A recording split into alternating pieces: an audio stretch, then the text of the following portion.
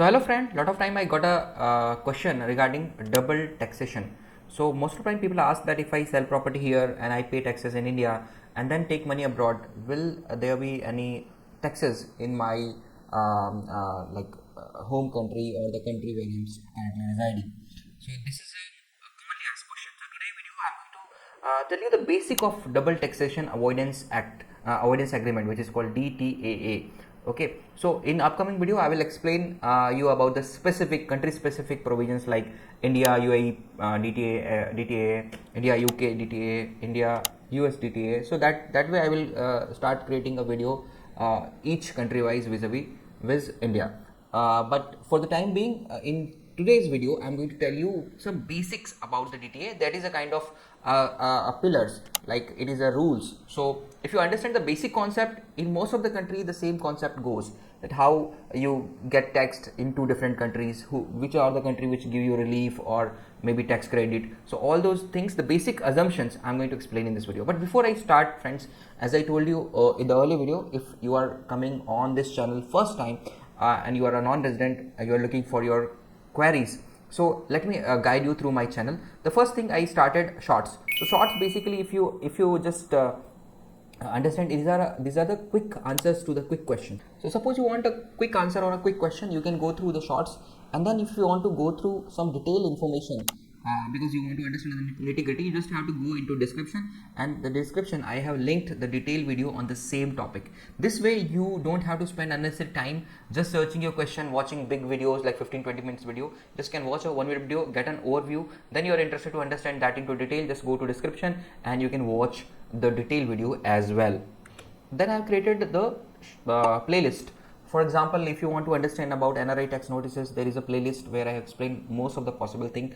Then you can go about the FAQs. So basically FAQs are the question on a particular topic, while in this video you will get a topic very well explained, and then after topic you can just jump to the FAQs and you will get the full ideas. So most of topics, either you are a seafarer or you are a person residing abroad, you have become a OCI card holder, everything I have updated here. Same way, suppose you are planning to sell your property in India, then I have created a NRI TDS playlist where you can get all the answers of your questions in detailed way, whatever you want to understand about taxation, money transfer, 15 CACB, everything is there, so you can go through. Then you got some question, you can come back, you can watch this you can say playlist where I have given the FAQs. So same way I explained most of the question, and just go through, you will get your answer. Still, suppose you don't get a answer of your question, you can ask in the comment section, but comment section friends are basically for the normal questions, routine questions. If you want something which is like related to your transaction, related to your personal query, then I will prefer that you don't put your information there, because it's a public platform and lots of people get access to your data, which you should not put on public platform. Simply contact our compliance team. You can get the number here also. So you can call them and they will arrange a one-on-one with me, and then we can discuss your query in detail way. Of course there will be a consulting fees, but that will be adjusted against the assignment fees if you give some assignment to us. So that consulting fees only to just ensure that we are dealing with genuine people who have the genuine query and they're asking for themselves. Of course we are not dealing with people who are doing that as a professionally, and they are just reaching out because it's not possible us to support the other professional, because these are only for general public. So hope you have got a good understanding how you can use the resources available on this channel. Now let me take you to the main understanding of double taxation avoidance agreement, and what is the basic principle of that, how you can understand whether you have to pay taxes on two countries, or what are the way you can avoid it. So it will be very short video, not very long video. Just I want to explain the basic principle, and then every country wise I will start explaining the this thing. Another thing you might have noticed, that I'm making video in a new format where I'm just explaining on the screen as I'm traveling, so I'm not able to I'm not getting a proper place to shoot video in proper way. Anyway, I'm doing this experiment also, so I need your feedback. Please comment whether you like this format, because this way I can solve your problem. I can explain, I can write, I can make a chart. Okay, so I think this will be much better than explaining which I used to do earlier, because that way so much things which just go plainly. So to answer simple question, that format is fine. But if I'm answering something which is slightly complicated, I think sharing a screen and explaining with a chart, that will make more sense. That is my understanding. Please put your views that whether you like the earlier format or this format, and then we'll continue accordingly. So please subscribe and share and put your comments also. Keep me updated so that I can make the video which can be more beneficial to you. So let's start with our topic of today. So basically, if I talk about, see, generally the taxation is decided on two bases. One basis is called residence basis, okay, and other basis is called source basis. So basically, if you are residents of one country, that country got a right to tax you. Then if you are earning income from some other sources, that country where the source is located got right to tax you. But what happened, a same person can be residents of one country, and he can be earning an income from source of another country. Then it becomes a double taxation. Like then he has to pay taxes here also, and he pays taxes here also. Just let me give an example. One person who is a resident of India, he pays taxes in India by virtue of his residence. At the same time, one person who has set up a business in US, the same person who is a resident of India, he set up a business in US. Then US got right to tax him because the business is located in USA. So that way, it becomes very difficult to do international transaction or international business, because suppose 30% India charges and 40% government charges in USA, the person will not save anything, and that will make international business almost impossible. So for that, what countries has come up, that is called DTAA. They say that we will not charge the person double. So we'll have some kind of agreement where we try to avoid. So basically, this is the full you can say definition of this. So this is an agreement, okay, where they try to avoid double taxation, and this is called DTAA. So India also has done this DTAA with a number of countries, especially the countries where most of Indians generally go for work or they settle down there. Okay, and now understand, this is not only for resident. Even you are holding an OCI card, that's also you can use these benefits, right? So first thing you should clear about residence and source concept. Now, so in DTA, basically what happened, when you are getting double tax, one country charge you tax and other country gives you either relief, you can say it's an exemption also, or they give you tax credit, right? So what happened, if the same transaction is getting taxed two places, then one country gives you relief or tax credit. Which country gives you this? Generally, this is a residence country where you are resident. Why they give this kind of relief to you? Because understand, you are their citizen also, and for them basically you kind of a chicken or hen which lays golden egg every year. So they don't want to kill you.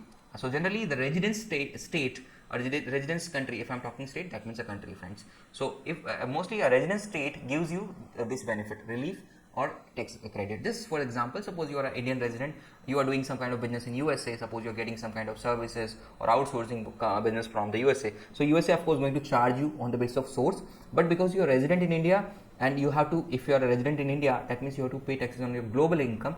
So here the Indian government will either give you a exemption, will say, okay, if you are earning something from abroad, I will not charge you. That's called exports. So most of cases, if you see, the export income is tax free, right? So they say I will not charge you, or in some cases they will not give you exemption outrightly, but they will give you tax credit. Tax credit means, now let me explain you the tax credit.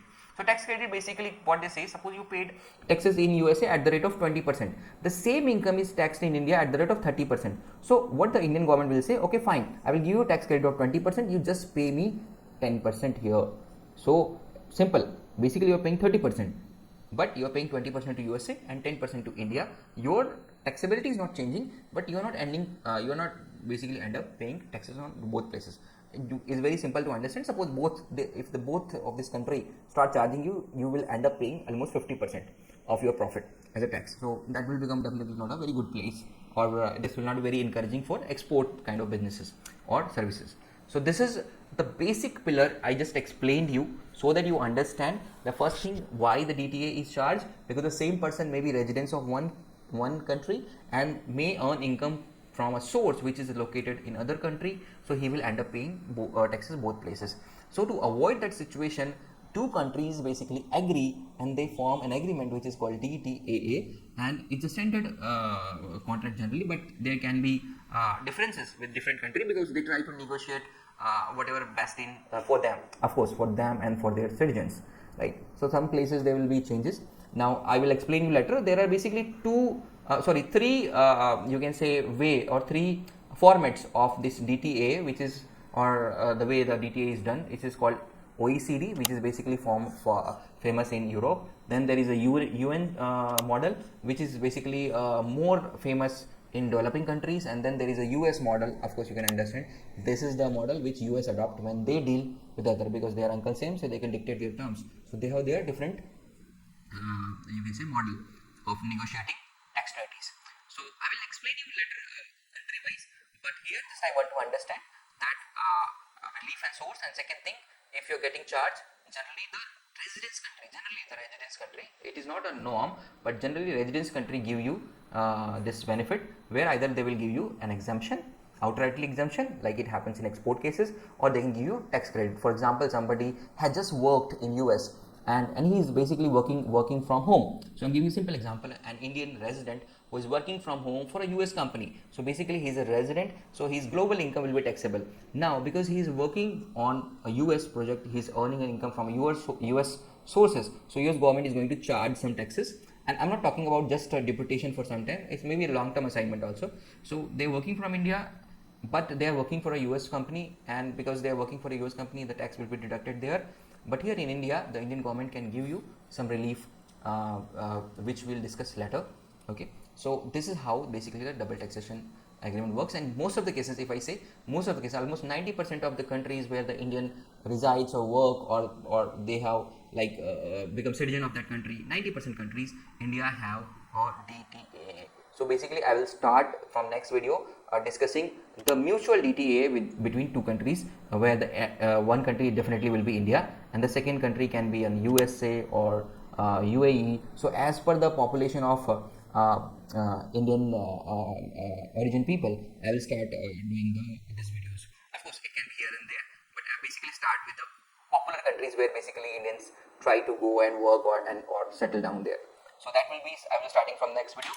If you got any query, any question on DTA, please put as a comment and I will answer this, or my team will answer this. Please don't put your personal questions, because it's a public platform and you don't want to expose your personal transactions there. Third thing, if you like, please share and subscribe, because we need to grow. You need to show that you really like this thing. And if you have any kind of suggestions, please put as a comment. I'm waiting for your suggestion or feedback, that whether this format is working or earlier format is working, and then accordingly we'll go ahead. So that's all this video. Just I touched upon on DTA part, some basic pillar. I definitely will not go in nitty gritty, because I'm not making video friends for professionals. I'm making video for common public, so I will keep it very simple. And please don't take it as a legal interpretation, because that becomes a entirely different thing. The purpose of making this video is just to help you to understand and to make a decision, not to make a legal interpretation. So if you are taking any action, any kind of you can say agreement or contract on basis of this video, please consult your tax advisor. You can consult with us also. Unless you do a thorough consulting based on your transaction or something, please don't take any actions, because we will not be responsible for that. This is only to guide you about the DTA. I will try to put up as much as possible the things in a simplest possible way, which will work in a simplest form. But again, please don't take it as a legal advice. This is not a legal advice. This is for the educational and knowledge purpose. That's all in this video. Thank you. Have a nice day.